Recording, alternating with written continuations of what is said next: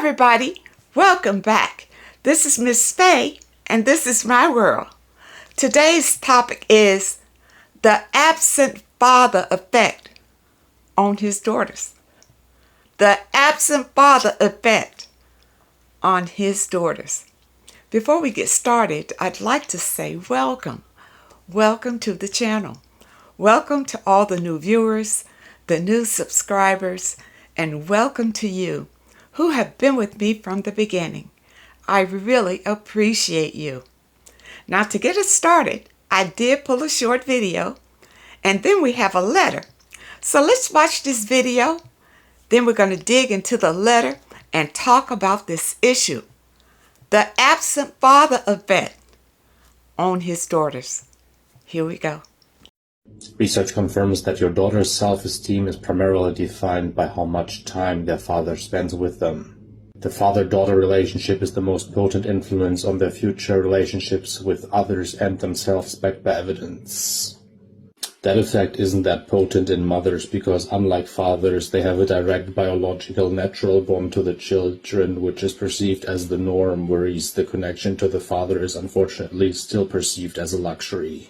So before you commit to a family with a man, it's vital to assess whether he has time to spend with his children, because it evidently boosts their self-confidence, academic and economic success, especially in daughters. Alright, you're opening a whole can of worms, but okay, let's do it. There are so many levels to fathers not being in the home, and the way that dynamic messes up their children. With the same hand, you have situations where perhaps a toxic father stays in the home. And guess what happens? It messes up the children. Okay, let's dig into this letter. See what she says. I would like to discuss daddy issues that has suddenly hit me. I am a single mother to a son, and my son's father doesn't contribute at all, and is a man that does not work and always puts his friends first.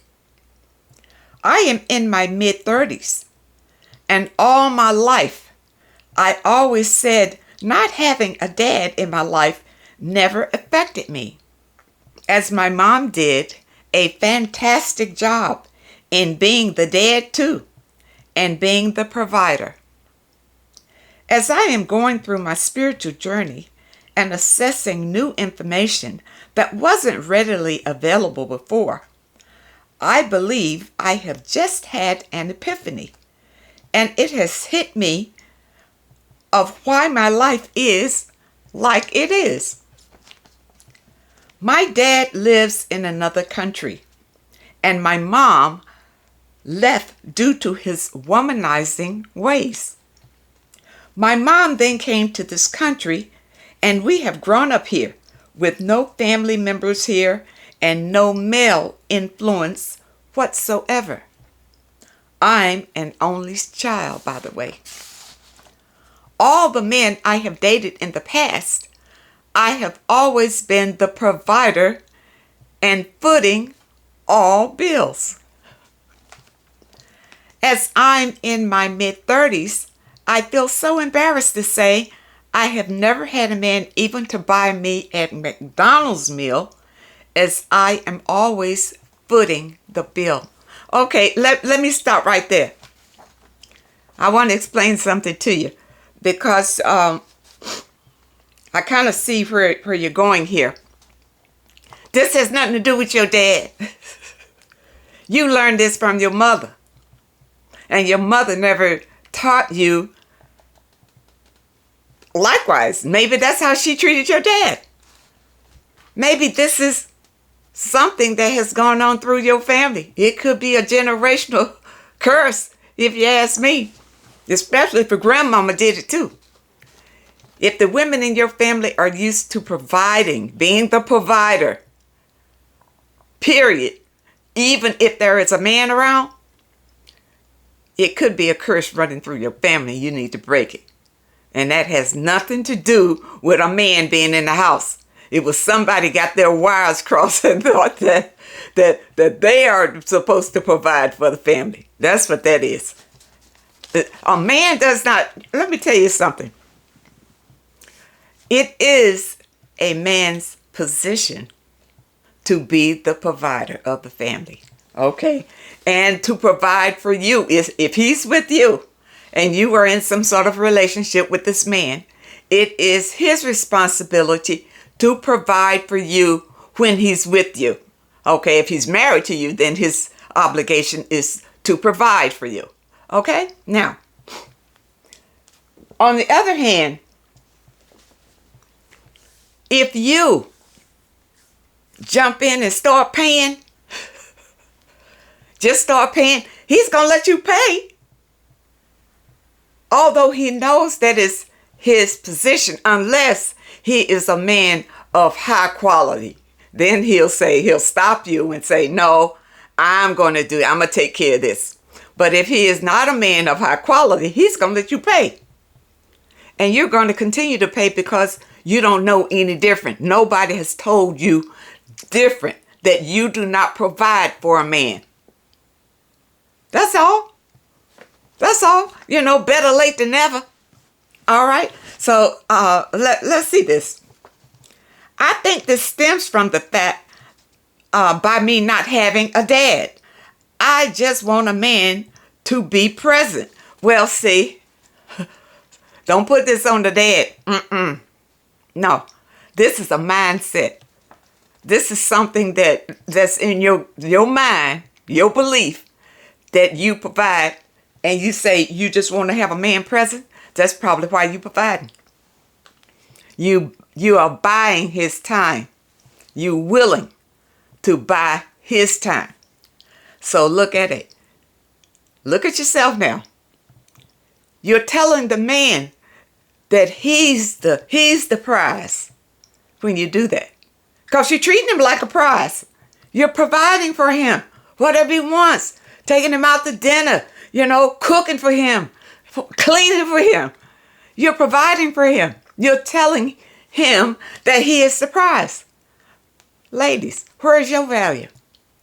You are supposed to be the prize. You have no self-esteem when you do things like that. And now your low self-esteem could come from you not having a dad around. I'll go with that. Just like the guy said in the video. My father was around but wasn't around. He traveled a lot. So when I was growing up, we would see him maybe once a month or, something like that. And, he was the man that came from distant lands and brought us little gifts or trinkets or whatever.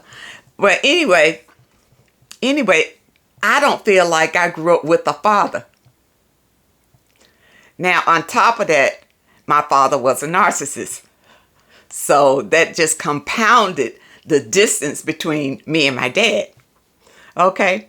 I never really got to know my dad. I never got to bond with my dad. Although, remember, a girl's first love is her dad. So I spent the better part of my life trying to get my dad's approval. And I mean, I was an adult still trying to get my dad's approval until I finally realized I was never going to get it. So I let it go. And I started working on myself. Now, if you find yourself in a situation like that, work on yourself. Because if you haven't got it by now, you're never going to get it. Just let it go. And all of that energy that you're putting out, trying to validate yourself through somebody else, work on yourself with that energy. Build up your confidence. Build up your self-esteem and do things that make you feel good about yourself. Okay? All right, let's get back to the letter. And you say here again, I guess I just want a man present. This is true. You just want a man. I guess that was my sole requirement. Yeah, that's what it looks like. I do speak to my dad maybe once a year and visit him when I go back home. But he has never been physically there. I have had no uncles, older male cousins, no male input whatsoever, and I'm sad that my son is going through the same thing as his father always puts his friends first. Okay, well, now, all right, you got two things going on here. All right, with the uncles and all of that, listen, believe me, if the men in your family are not good, wholesome men, it's better that they weren't in your life. Even if your father, if he's a womanizer and, he must not have been that good, or your mother will stay with him. So it was probably better that he wasn't present in your life. You see, him being present doesn't mean that he would be loving. He could be present and be abusive and make your life worse than what you had. So it's not just because he's a male that it's going to make all the difference in the world. Okay, my dad was a narcissist. So it was all about, everything was about him. All the attention and adornment and everything had to go to him. He wasn't worried about anybody else in the family. What happened is your problem. But we all had to be little straight, perfect soldiers because of his image, the image of the narcissist. So see, that wasn't good. It didn't do me any good. I had low self-esteem. I didn't know anything about my worth. As a matter of fact, I thought I had none. And the men that I chose reflected that. Okay? I had no barometer of a good man. Plus, I wasn't good. So really, I was attracted who I was inside. The same energy that I had inside, that's what I was attracting. But during that time, I wasn't spiritual, so I didn't understand that. I thought that, you just look for a good man. That's why I tell you, ladies, don't look. Because what you have inside is what you're going to attract to you. Okay? Now for you, yeah, you have some childhood wounds here.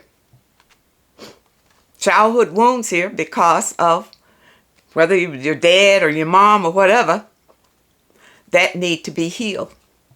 Or you will attract men that would treat you probably like your dad. It could be the same energy. All right. Now, you mentioned here about your son. If he wasn't good to you, he's not going to be good to your son. Why would he? It's the same energy. So, but that is not going to destroy your son either. It's the same. I think it's the same thing.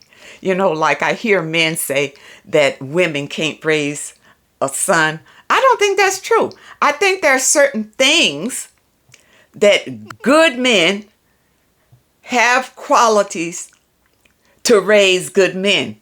But every man is not a good man. In fact, I would even say 90% of the men out here are not good men. So what they raise would be a replica of them. So if they're out here cheating, abusing, cursing you, doing all sorts of things to you, well, what kind of man you think they're going to raise? Somebody, a replica of them. All right, ladies. So don't fall for that where they keep telling you only a man can raise a boy to be a man. Yeah, to be a replica of them. Okay? All right. Let's see. Now my love life is non-existent. I want more kids, but I believe this may be my last hurdle of finding the one. So your mission is to have babies. You're a single mother. That's your mission, is to fill your life full of babies. Okay, if you can afford it, great. But I believe this may be my last of finding one. So you're looking for a man to father another baby. Okay. It has just hit me so hard now of why having a father is important, as I feel I have just been all my ex's stepping stones. Oh, that you have just been all your ex's stepping stones. Well, okay, let's look at this. Let's assume, I'm only assuming here from just picking up some things in your letter, that you must be pretty financially stable. Okay? For these men to expect you to pay the bill. Okay? All right. So now they're used to you. Any man that you go out with that you have dated before, you need to stop dating them, period. Because now they're used to you paying. And they're not going to handle it well when you stop paying. The relationship probably will fall apart anyway. Okay? They're probably only with you because you pay. Okay? All right, so now, I recognize this as well when two sisters I know with the same dad and different moms went from being single to currently living really great lives with their millionaire husbands and children, and I must say their standards and self-esteem are very high. I would appreciate your thoughts on this and how I can overcome this hurdle. Okay, all right. Okay, let's look at this. Number one, let's take your father out of it. He's not in your life anyway. You can't blame your father for not being able to attract the right men. Okay? All right, because even if your father was around and he was womanizing, you would still attract that same energy as your father. Okay? So it's probably better that your father wasn't around. But for you've learned something. And I'm thinking it must be from your mom to pay. Because she must not have told you, don't pay for men. Don't support men. Okay? But now we know, do not pay. Ever. And I don't care how much you have. I don't care if you're a millionaire. If a man desires your company and he invites you out to dinner or whatever, it's his responsibility to provide as long as he is in your presence. Don't pay. It's not on you. You are the prize, not him. And you got to know that in yourself. And if you don't feel that, that means you need to work on yourself. Now you say here in your letter that you're on your spiritual journey. Okay, then I ask you, are you doing your affirmations every day? You see, those simple affirmations change your belief way back in your subconscious. It reprograms the way that you feel about yourself. And as a result, you'll start doing things differently. You'll start thinking differently.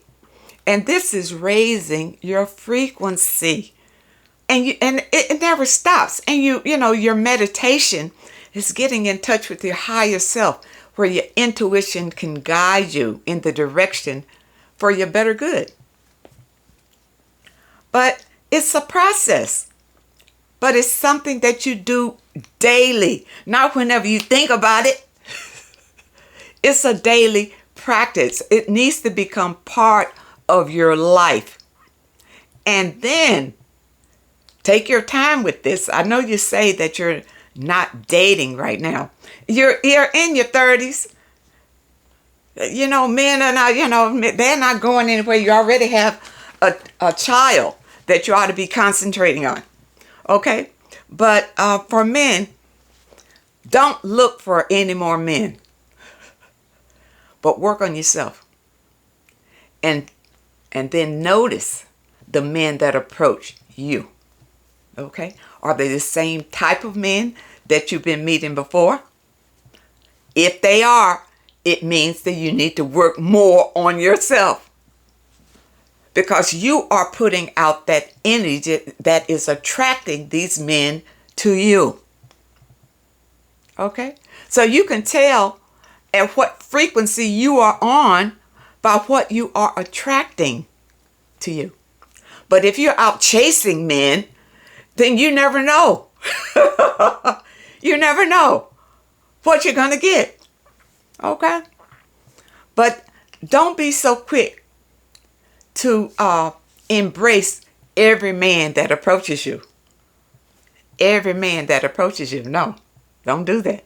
Because on your spiritual path, some men may approach you just to test you, to see if you can recognize a low quality man from a higher quality man.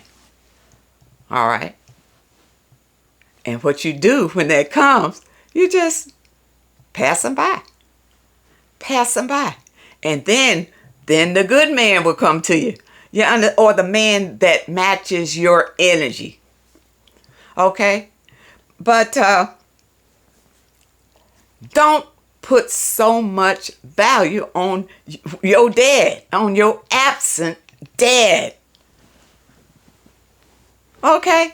I know plenty of women who grew up with no dad at all. No dad at all. And they managed to have wonderful husbands. Wonderful, loving husbands. Well, how does that happen?